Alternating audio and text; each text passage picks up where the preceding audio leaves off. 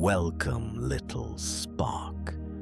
You have found your way to a very particular kind of place. Tonight, we're going somewhere ancient. We're stepping into the world of the Anunnaki, the great ones of Sumerian myth, who the oldest stories say descended from the heavens and laid the foundations of the first human civilization.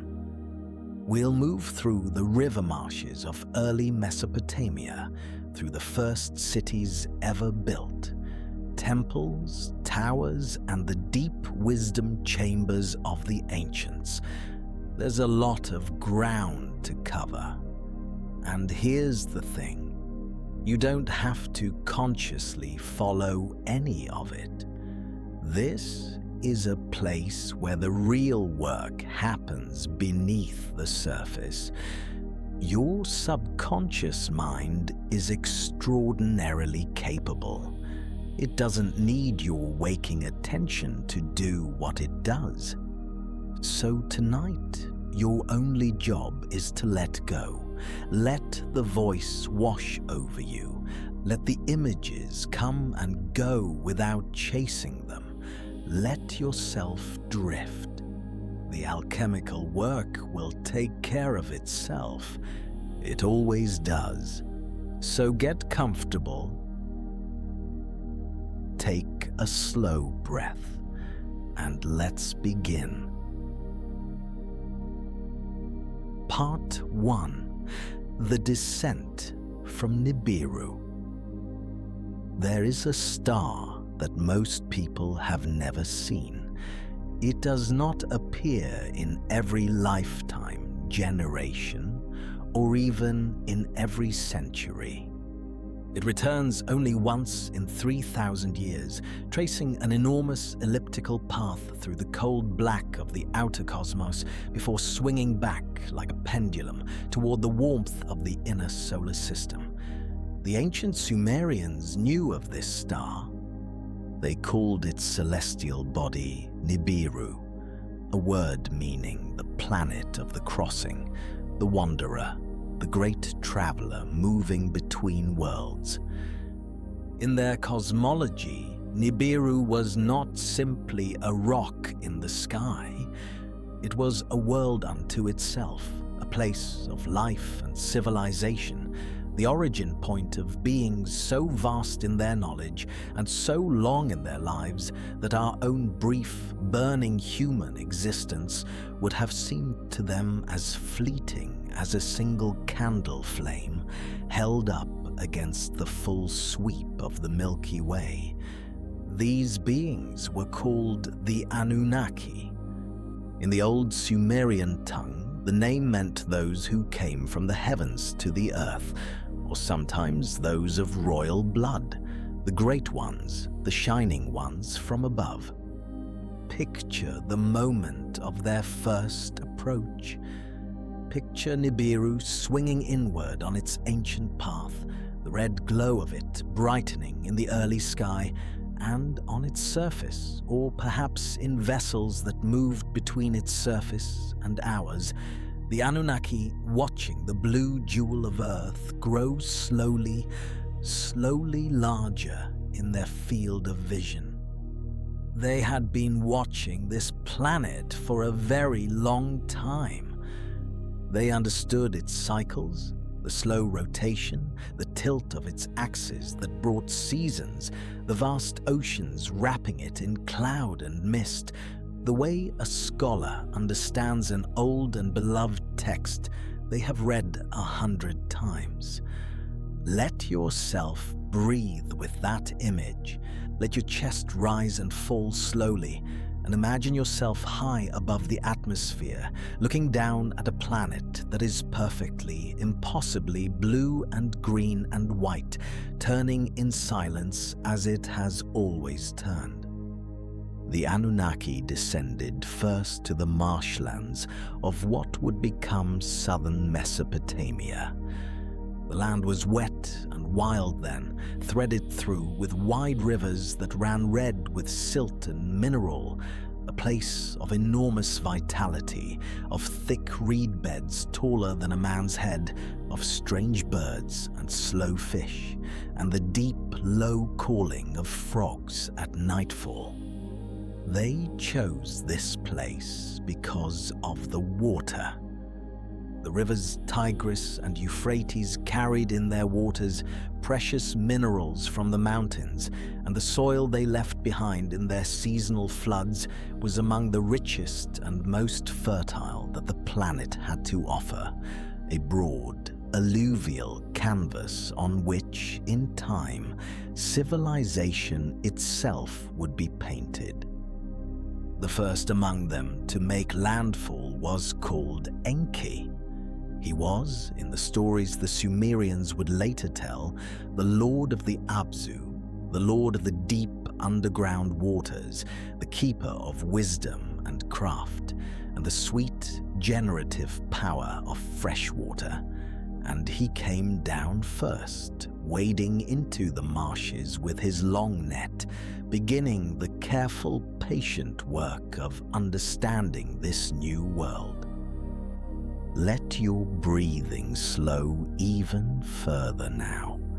Let each exhale carry a little more of the day's tension out of your body until you feel as still and quiet as the surface of a deep lake on a windless night. The Anunnaki were not conquerors in the way we use that word. They were, in the oldest stories, something closer to engineers and architects, to teachers and cultivators, beings who came not to destroy but to build, not to take but to organize, to awaken in the sleeping earth the capacity for something extraordinary. They came, the myths say, in numbers. At first, a handful of great ones, called the Igigi, the Watchers, who were stationed at different locations across the fertile land, taking readings, marking the lay of the soil, learning the pattern of the seasons. Over time, more followed. There is a passage in the ancient texts preserved on clay tablets that archaeologists in the 19th and 20th centuries would painstakingly piece back together from the rubble of ancient libraries that speaks of the Anunnaki descending in groups of 50, 200, then 500, making their settlements along the banks of the great rivers, establishing the first structures this world had ever seen made from something other than wood and bone and stone. They built in brick. They fired clay in great ovens and stacked it into walls, into floors, into the foundations of temples and storehouses and counting rooms. The world's first architecture rising out of the mud of the river delta, like a dream becoming real. Let your eyes be still behind their closed lids. Let your face be soft and your neck long, and your whole body relaxed and open and breathing. The Anunnaki, in the cosmology of the ancient Sumerians, were the reason for what the oldest stories called the Golden Age. Not golden in the sense of precious metal, though the texts do speak of gold, but golden in the sense of a time when the world was tended, when the fields were abundant, when the skies were understood, when even ordinary human beings lived in a kind of harmony with the deeper forces of existence that we, in our modern, accelerated world, have largely forgotten how to feel. It was a time before the great fragmentation, before the flood, before the wars between the divine houses, before the knowledge was scattered and buried and lost. There was a long, slow, luminous period in which the earth was cared for by those who understood it, and the stars were read by those who had come from them, and the first songs were sung, and the first laws were written, and the first cities rose up from the flat plain of the river valley like enormous, permanent flowers. Feel the weight of that antiquity settling around you now, like a warm cloak around your shoulders. Feel how old the earth is, and how many stories it holds in its dark layers, and how small and safe and cradled you are within all of that great, patient depth. You are not alone in time. You are part of a long, unbroken thread that reaches back and back and back through every generation, every civilization, every campfire and clay tablet and whispered prayer, all the way to this moment in the river marshes, where the first great ones bent down and began to build. The cosmos is vast, and somewhere in that vastness, there is a wandering world that turns in its long orbit, and the memory of what was built here on this small blue planet still echoes in the dark between the stars. Let that thought carry you gently downward into rest, down and softly down. Part 2. The Garden of the Gods, Edin. In the beginning, the land had no name. It was simply land, the broad, flat, river-braided delta that the Sumerians would eventually call Edin, from which the much later story of Eden, the garden of first things, would grow like a deep-rooted tree. The word meant, in the old tongue, plain or open, fertile ground.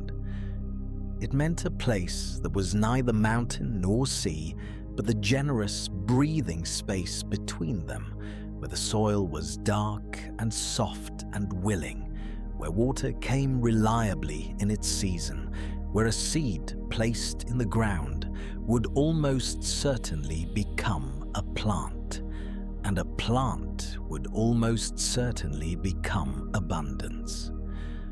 The Anunnaki chose this place with great deliberateness.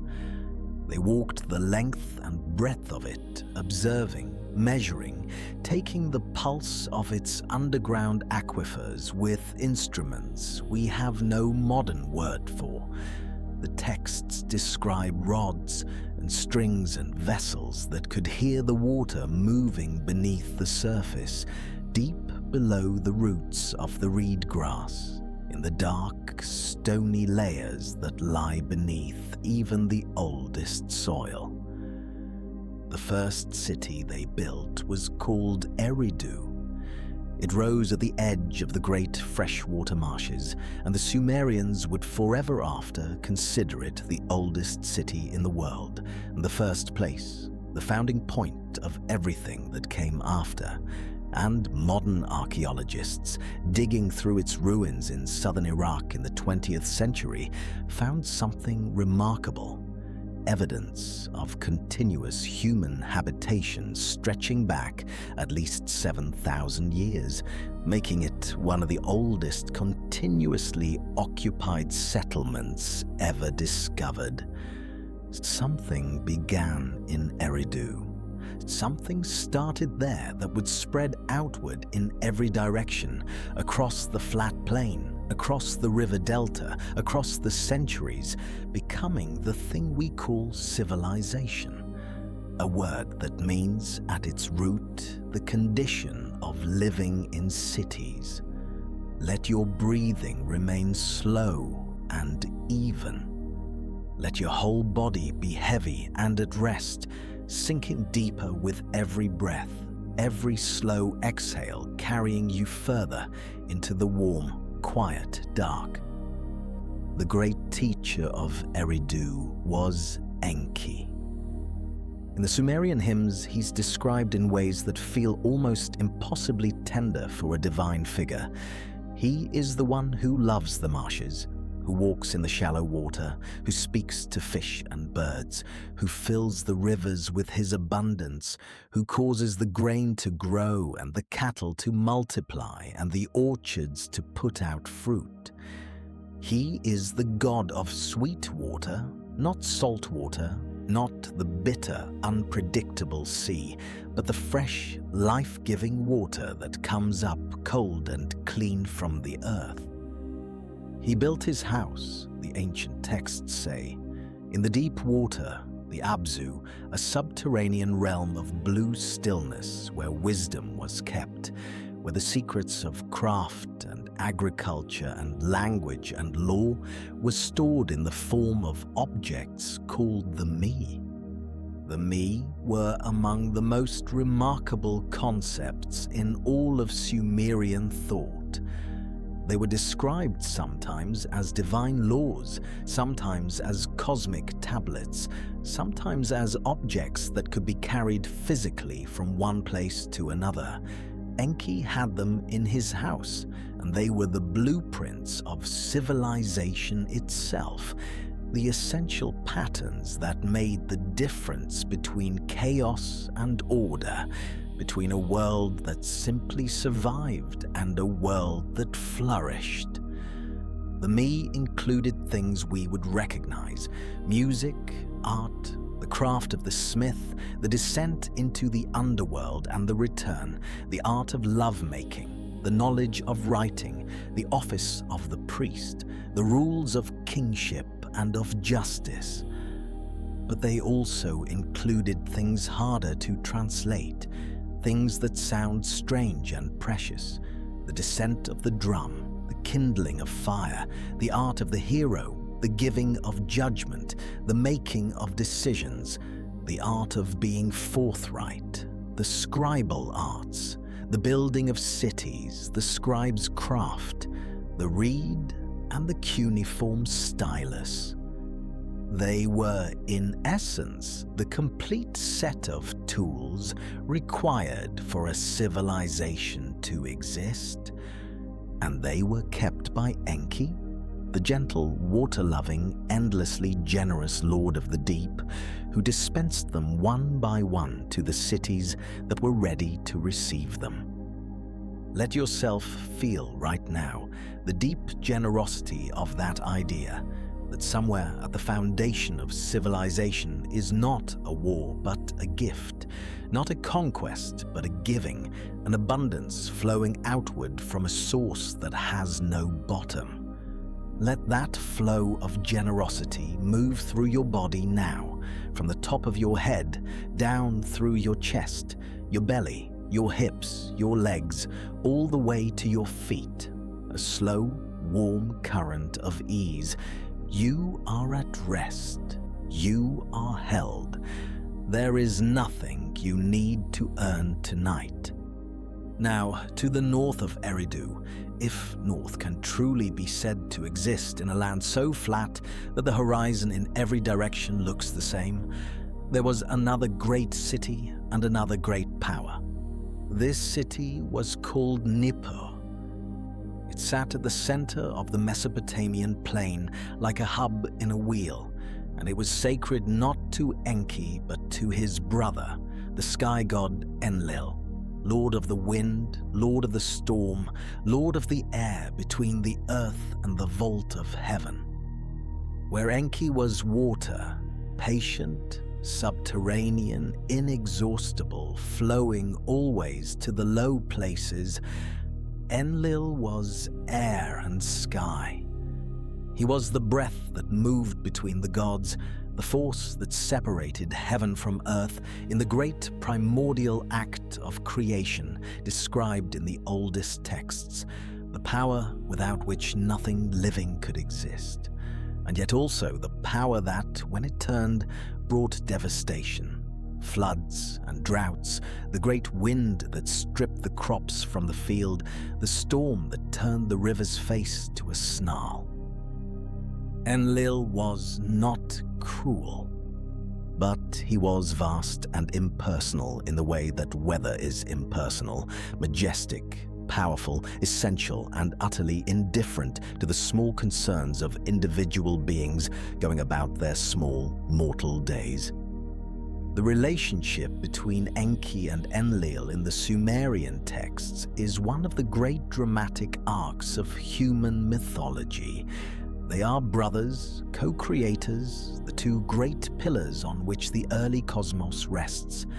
And yet they are always in a certain tension with each other, Enki always pushing toward mercy, toward the preservation and education of human beings, and Enlil sometimes pushing toward a fiercer justice, toward a cleansing of what had become too complicated, too loud, too disordered. It is, in many ways, the oldest story. The tension between the part of existence that nurtures and the part that disciplines. The push and pull of those two forces is in every system, every family, every civilization, every living body, including yours. Notice it now, if you can, from a place of deep relaxation. The part of you that wants to be soft and open, and the part of you that wants to be firm and clear. Both are real. Both are needed. Let them rest together in you tonight, in balance, in quiet.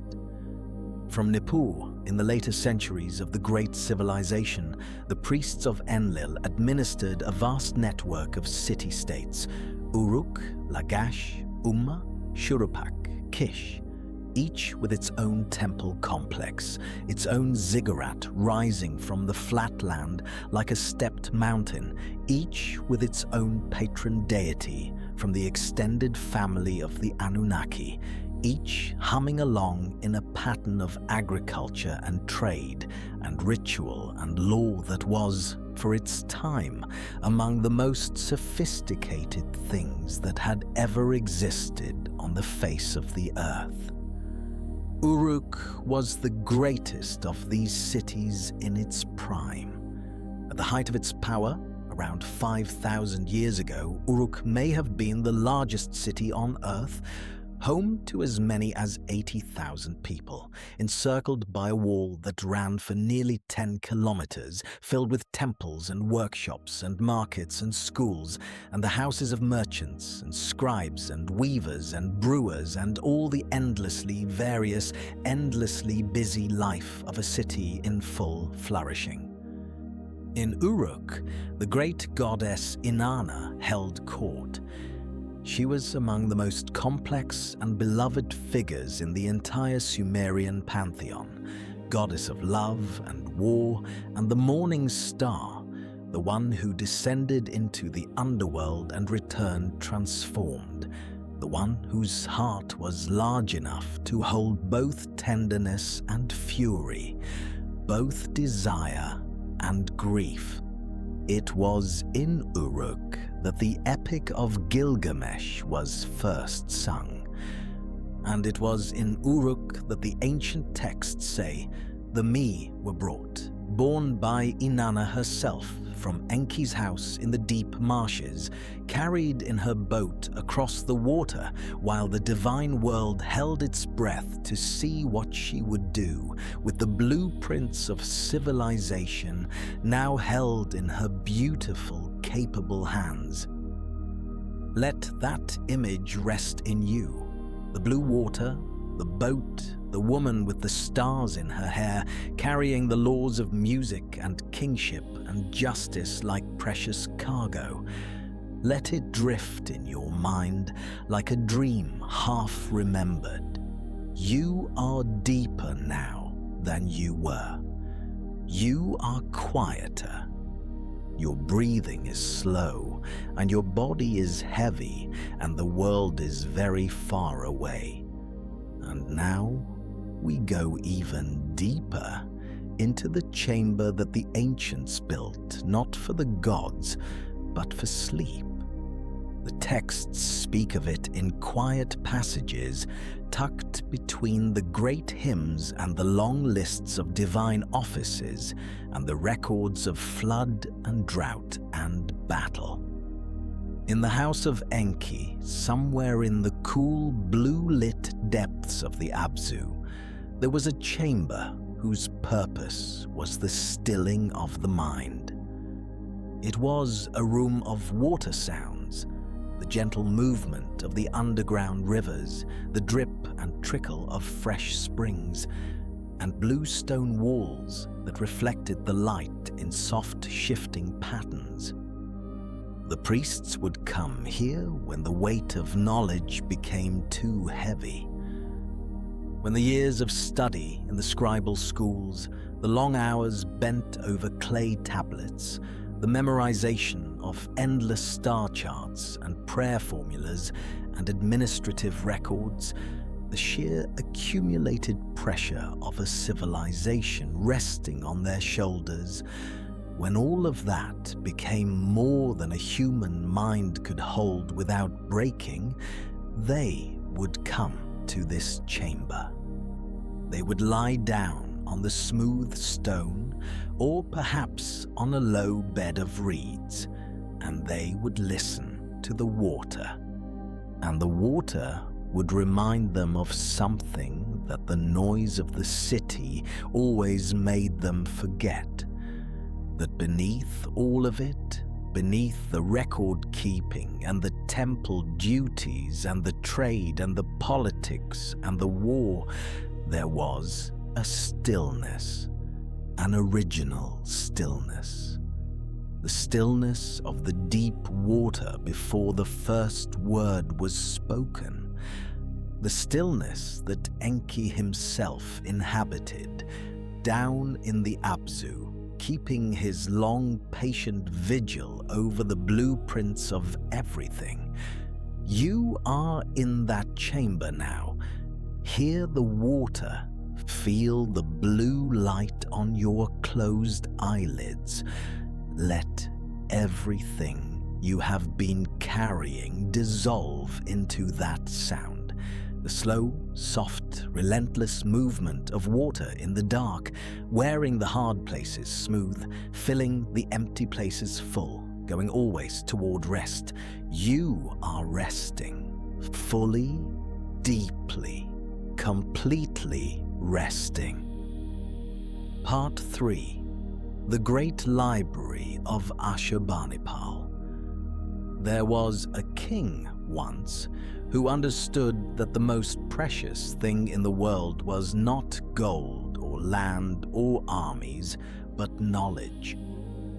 His name was Ashurbanipal, and he ruled the Assyrian Empire in the 7th century before the Common Era, at a time when Mesopotamia was already ancient beyond imagining, when the cities of the Sumerians had risen and fallen and risen again, when the great myths had been told and retold for 2,000 years, when the clay tablets bearing the oldest words the world had ever written were already, from Ashurbanipal's perspective, relics of an almost unimaginably distant past. He sent scribes to every corner of his empire. He commanded them to find every text, every tablet, every fragment of writing that still existed, and to bring it back to his capital city of Nineveh, where he was building something that had never existed before on the face of the earth. A library. Not just a collection of administrative records or trade documents, but a true library. A house of knowledge, a place where the whole accumulated learning of a civilization would be preserved and organized and made available to those who could read and comprehend it. The library of Ashurbanipal eventually held tens of thousands of clay tablets. It held medical texts and astronomical observations, legal codes and mathematical tables, lists of animals and plants and minerals, letters between kings, records of dreams interpreted by priests, hymns to every god in the Mesopotamian pantheon, and above all, above everything, it held the great myths.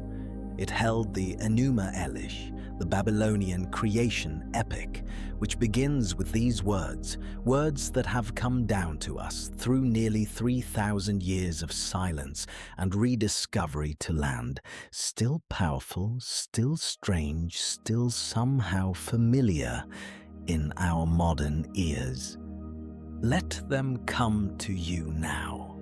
When the heavens above were yet unnamed, and the name of earth below was not yet recorded, when primordial Apsu, their father, and Tiamat, who bore them all, had not yet mixed their waters together, when no meadow was formed, no reed marsh was found, when none of the gods had been brought into being, when they bore no names and no destinies had been fixed, then it was that the gods were formed within the heavens and the earth. Hear how ancient that is. Hear the way those words move. Slowly, deliberately, like someone placing heavy stones one by one, building something that is meant to last forever. The Enuma Elish tells the story of creation from nothing, from the mixing of the primordial waters, the sweetwater Apsu and the saltwater Tiamat, the feminine and masculine principles of the cosmos swirling together in the dark before existence had yet declared itself. From that mixing, the first gods were born, and from those gods, eventually, the heavens and the earth were separated, and the stars were placed in their stations, and the moon was given its phases, and the sun was set in its chariot. And finally, from the blood of the defeated chaos waters, the first human beings were made. Let your breath move like those primordial waters tonight, not still, not rushing, but slow and rhythmic and ancient. In through the nose, cool and fresh, all the way down. Out through the mouth, warm and complete, letting go. There is something in these old words that speaks to a part of us deeper than thought, deeper than memory. They are the stories our most ancient ancestors told themselves in the dark, by firelight, in a flat land under an enormous sky. The stories that answered the questions that have always been our questions. Where did all of this come from? What are we doing here? Is there something greater than us? And if so, does it know our names? The library also held the Epic of Gilgamesh. It is perhaps the oldest long narrative poem in human history, the story of a king of Uruk who was 2/3 divine and 1/3 human, who was mighty and proud and beautiful and wild, who built the great walls of his city, and who loved his friend Enkidu with a love so fierce that when Enkidu died, Gilgamesh refused to accept that death was real. He refused. He traveled to the ends of the earth to find the secret of eternal life, crossing the waters of death, interviewing the one man the gods had made immortal, seeking, always seeking the thing that grief demands and the world cannot provide. He found in the end not immortality, but something else. He found the knowledge that life is brief and death is real, and the walls of his city, the people within those walls, the love he had known, the food and the sunlight and the music, these things weren't diminished by their impermanence. They were made more precious by it.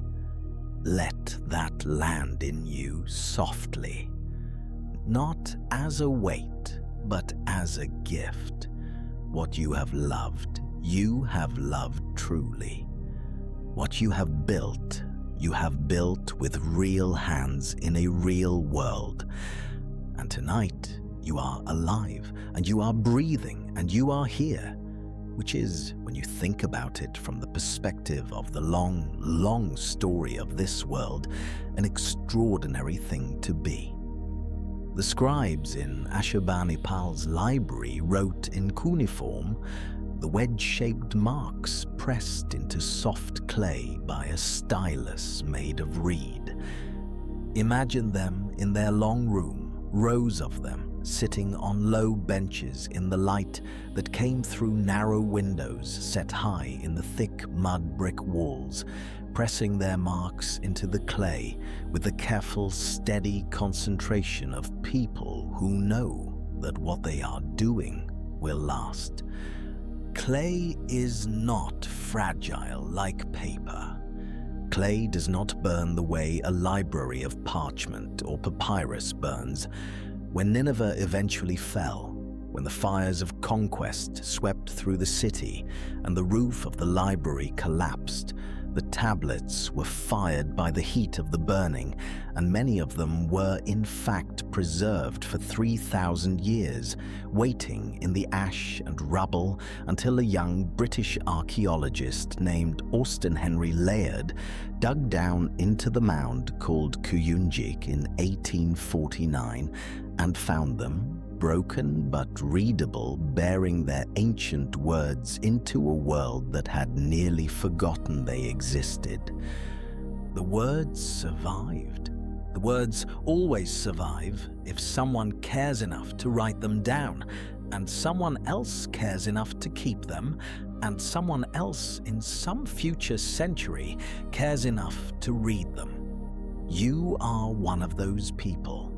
The ones who still want to hear the old stories, who find in them something that the new stories sometimes cannot provide. Rest in that.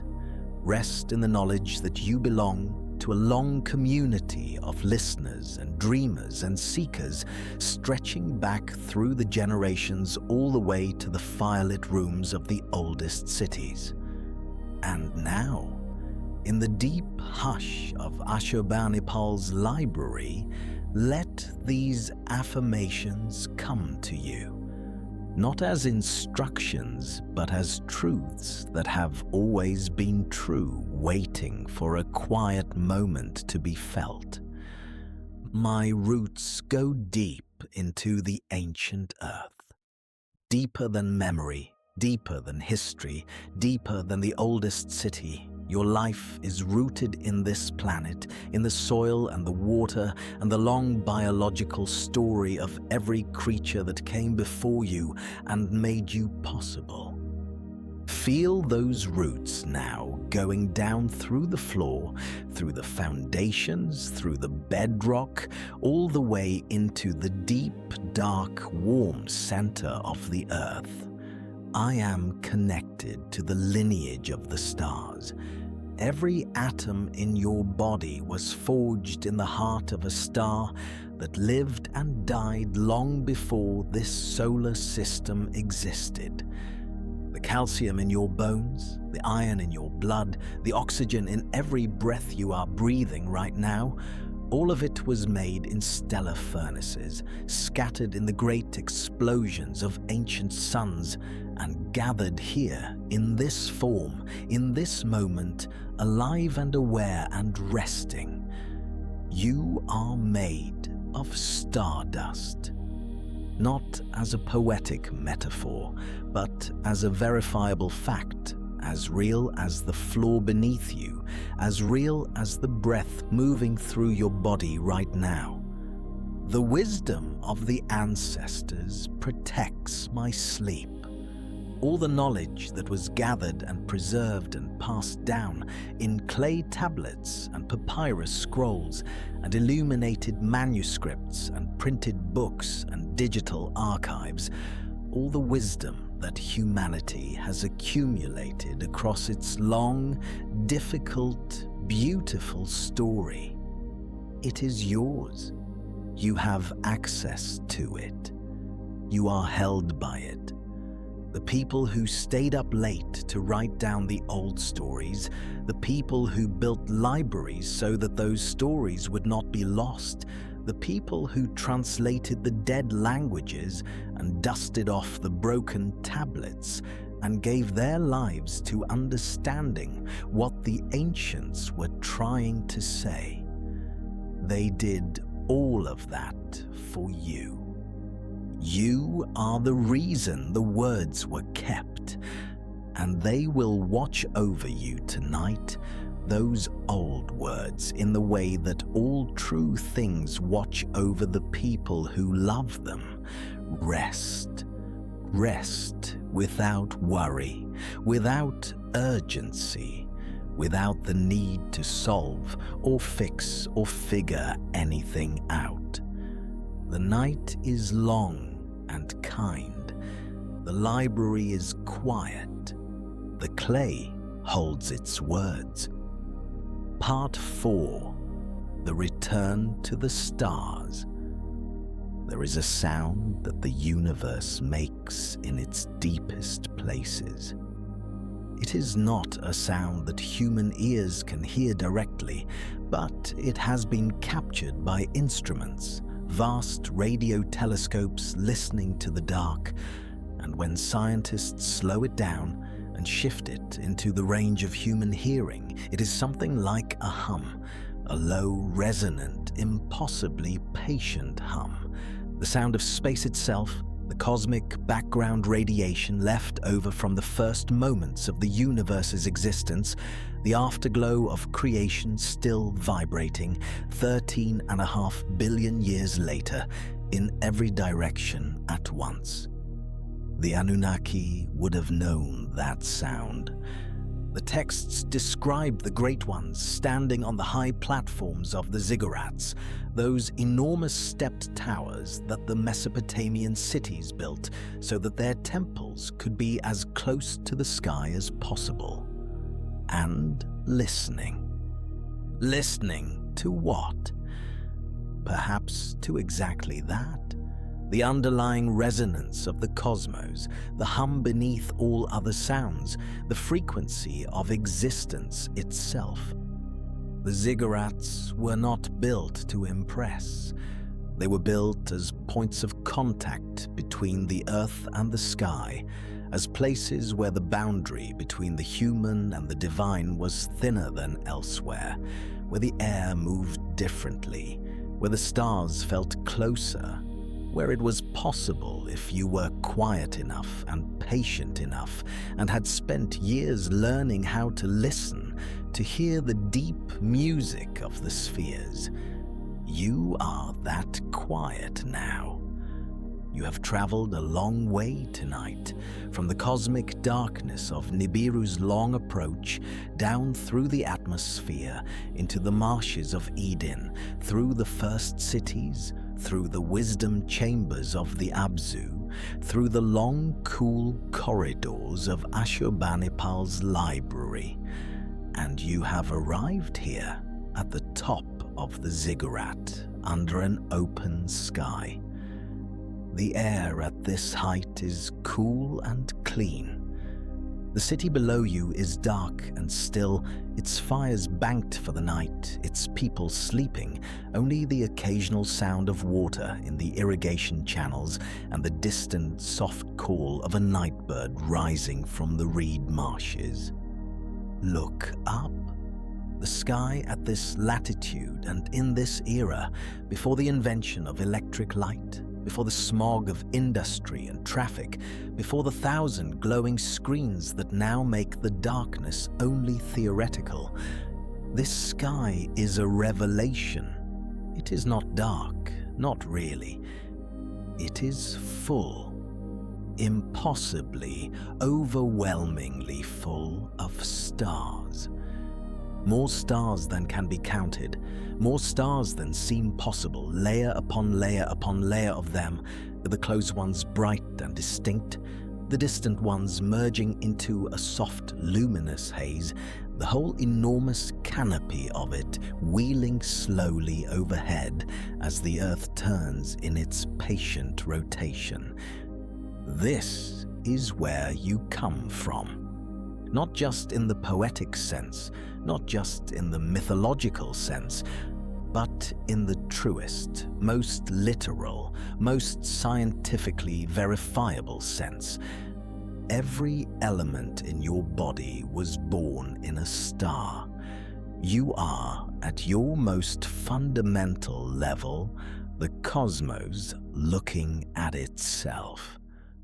The Anunnaki understood this.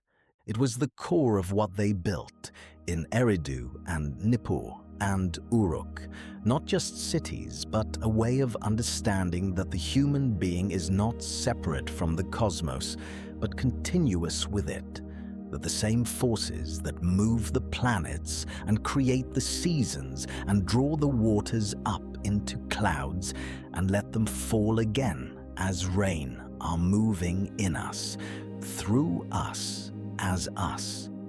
We forgot that.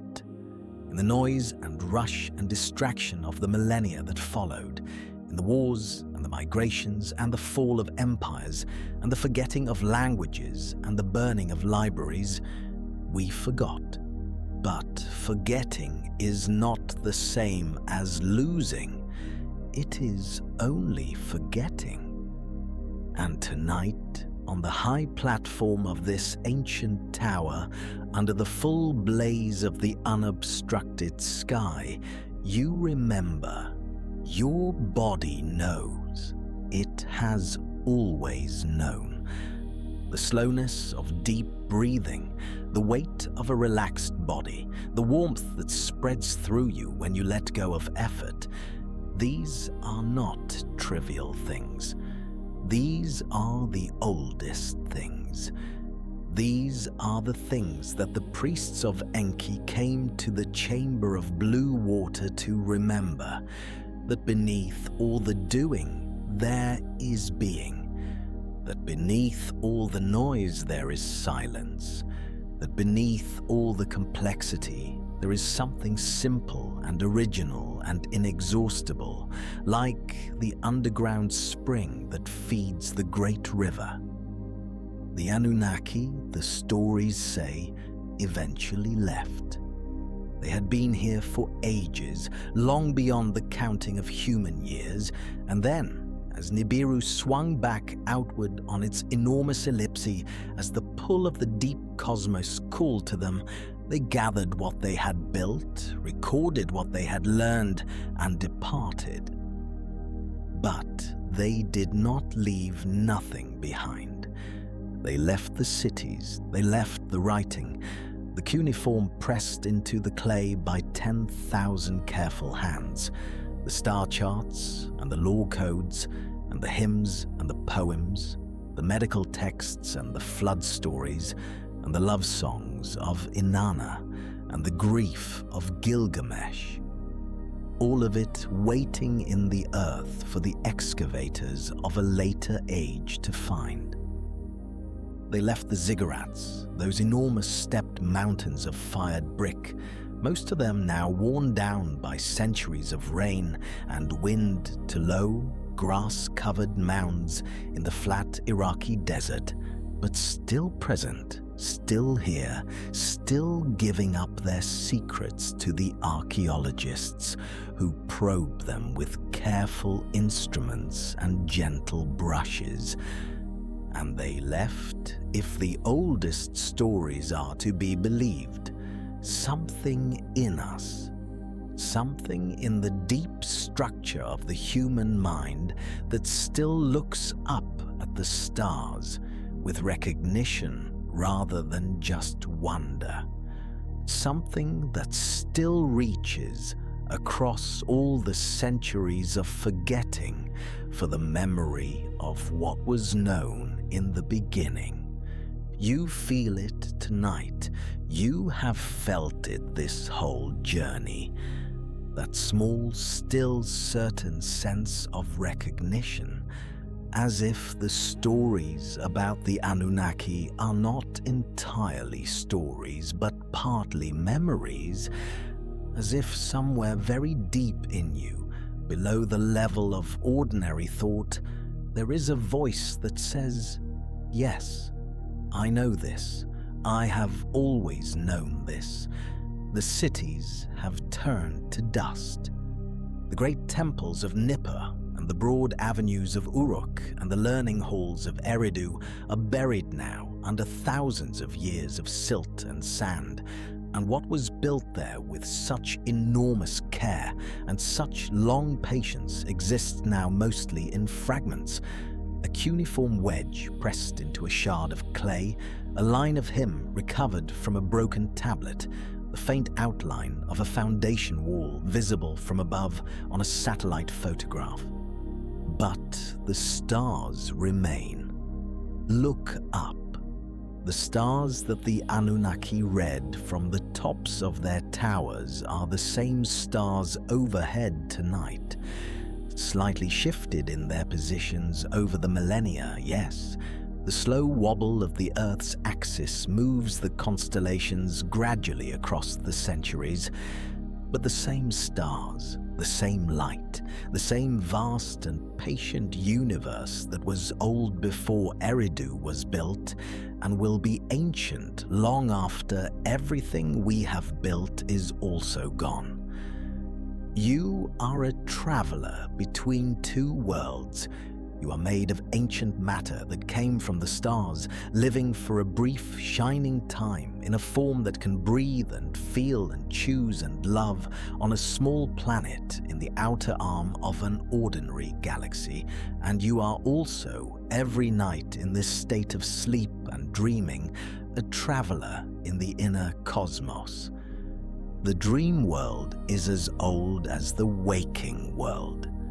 It was understood by the priests and the poets of ancient Sumer that dreams were a form of deep knowing, that the sleeping mind had access to things the waking mind could not reach, prophecies, memories, visitations from the divine. They kept dream journals. They had specialists called incubation priests whose job was to sleep in the temples and receive dreams on behalf of the city and interpret them in the morning. They understood that sleep was not an interruption of life, but a deepening of it. That the night had its own wisdom, its own gifts, its own kind of knowledge that could only come in stillness and dark and the complete surrender of effort. Tonight, you surrender. You have been traveling for a long time, and the journey has been long and beautiful, and now it is time to rest in the truest sense. Not just to lie down, but to let go of the guide rope, to stop tracking where you are, to release even the desire to know where you are going, and simply fall. Fall into sleep like falling into water, into the deep, still blue water of the Abzu, into the place where Enki keeps his long, patient vigil over the blueprints of everything, into the hum, the low, ancient cosmic hum of a universe that has been turning for 13.5 billion years and will turn for billions more, and in the midst of all that turning made you and loves you and holds you now in the enormous, impersonal, inexhaustible warmth of its being. The flute has gone quiet. The reed marshes are dark. The stars are overhead. Sleep now, child of the stars. You are home. You have always been home. And the deep waters are singing you down, down, down, and still further down, into the oldest, kindest dark, into the hum, into the rest, into the dream. Good night.